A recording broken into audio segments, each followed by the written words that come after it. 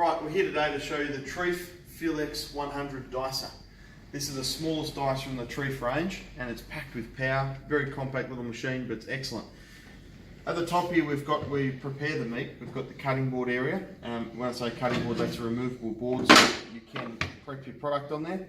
And in the chamber here, it's a 96 by 96, or you might say 100mm square, and it's 300mm long. And what happens is when you load your product into the chamber, you close the lid by moving this platform across like that. The moment you do, as you can hear, it's started the machine, activated by the switch, and the ram is currently moving forward looking for the product. Because I've set it like that, while it is dicing, you can still continue to load product in the top here.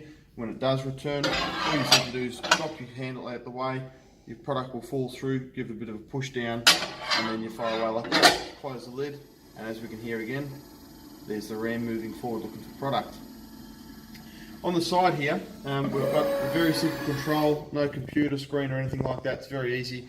As you can see by this, we've got a single blade cleaning function, double blade.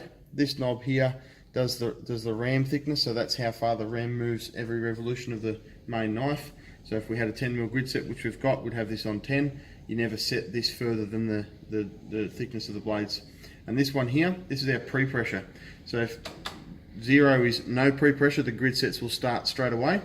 And then 1 to 4, it's just more extreme pre-pressure. So why you'd have that is on fresh product, where you need to squash it up a little bit and firm it up a little bit so it all comes out the same, you would set accordingly. But if you're doing a cooked product or something that was firm, then you could get away with 0.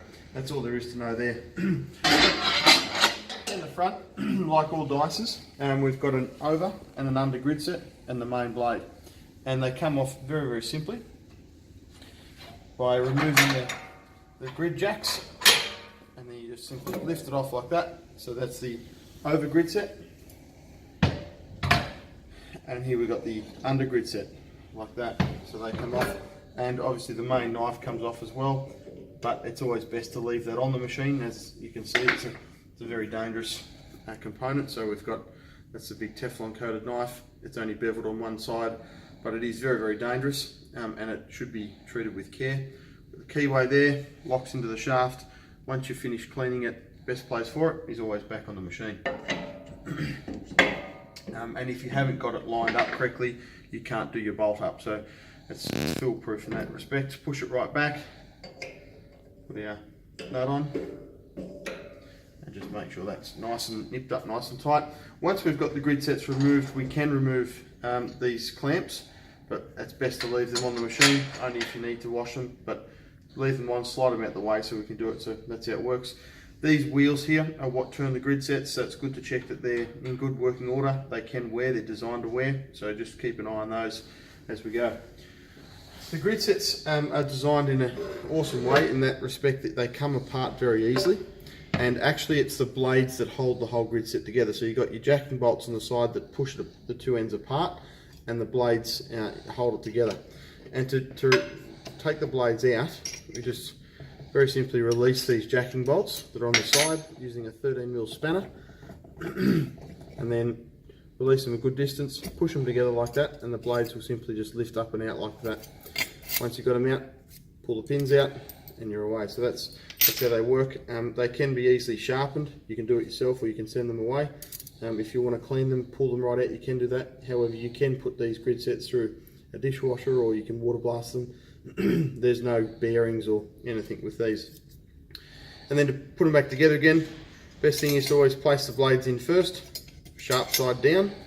If you do put them in upside down, being that the design of the shape of where the hole is situated in the blade, you won't be able to put the pin through. So once again, it's a foolproof way of assembling the grids. If the pins don't go together, then simply you've put something together wrong. Here we've got the 10mm grid set, and then we've got place our blades in, and then just simply work along, picking up one end, sliding the pin through, all the way through. Just find the hole. It's a little bit difficult when they're so close together. Slide them through, and then just repeat the same at the other end.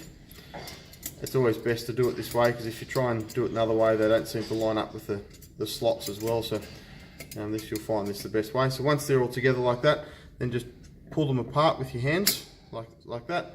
wind your jacking bolts down. It's a bit like doing wheel nuts on a tyre, just do them together, don't do one and to tighten then the other one, because it'll make them offset.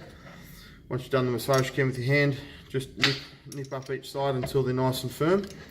And we do want to do them quite nice and firm, so not loose, so there's no way they're going to come undone. And then what we always do once we've checked them, to just make sure they feel the same, is we always got to check that you can slide it up and down by hand. If that's too tight to slide up and down by hand, often it's out of kilter. And the other thing we do is run a finger across the back of the blade, this is the blunt side, and make sure there's no loose ones. In this case they're all tight, so we know we're safe. And then, being the undergrid set, we've got a groove here, not a hole, so that tells us that this is the one that hangs vertically. Obviously that's the undergrid set. And then we've got the overgrid set. Now inside the overgrid set is two support bars, and these are for fresh meat, and what they do, they come out like that. They span the distance between the back of the undergrid set. So between the front of this is the knife, the front of these ones, that's the sharp side, and the undergrid set that's like this, there is about a 25mm gap, and that's what these guys do. You just slot them in like so, and they span the distance. And what happens is they just support the product between the two grid sets. And why is that? It's simply just to get consistent dice. So it creates 2 to 3 chambers, and as the product makes contact with these blades, there's obviously a lot of force on it, so these just support it and stop that from moving to get the best dice. And then very simply, we've got the groove here, that end for that goes in there, so you've got to line that up like that, and we've got our slots, put it down like so, and in this case we've just got to make sure it lines up properly, slide it across. While you're placing your hand there, slide one across, the other, nip them up, being very careful to watch the main blade. Once again, just do them up together, don't do one and then the other, and do these guys up nice and tight. You don't need to use any tools, just use your hands, and then that's like that. Then before we do anything further, we've got another tool that's supplied, and the purpose of this tool is to do a dry test of the blade to make sure there's nothing packing the grid sets out, because as you can appreciate, the main knife needs to come very close to the grid set, and if we've got anything foreign in the back here that's packing the grid set out, that'll make contact with here and cause damage. So we've got a little notch here, put it over this part here and lock it around like that. Gives you leverage and keeps your hand away from the blade edge. Spin it the way it would normally turn, and just pull in across the face of the grid set, and we can see that there's not any contact there, but we do want it very close. If for some reason that needs to be adjusted, then we simply remove these dome nuts, and underneath there is a lock nut, and that lock nut is then can be, so we've got them in here, so then we would release that lock nut there, and then we just turn the all thread, wind it in or out, whatever needs to be to adjust it so we're nice and close. So that's how we would adjust the main knife. I would expect you wouldn't have to do that, but if something did happen or you did need to send it away for sharpening and you had to remove it off that thing, you would then have to reposition it and make sure it was all good. Always remember to nip them up nice and tight.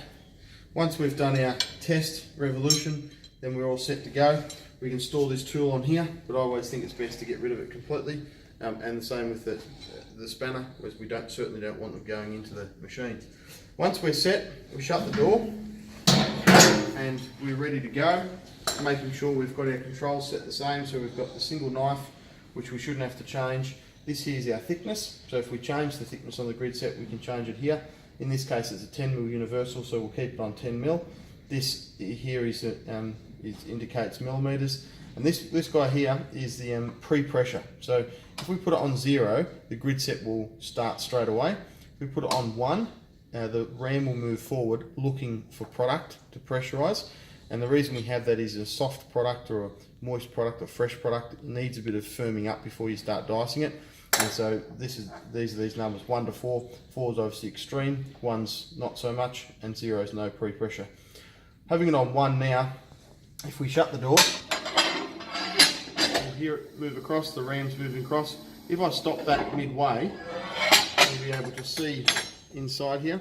So there's the ram that's shifting forward, And this push plate can be removed, however it does have a magnet there. So if you need to wash behind there, that's what you would do, and you can leave it in this position. So that's achieved by setting the pre-pressure on 1 to 4, and the grids won't move, won't go. And then once we've put it back in, make sure you put it back in properly.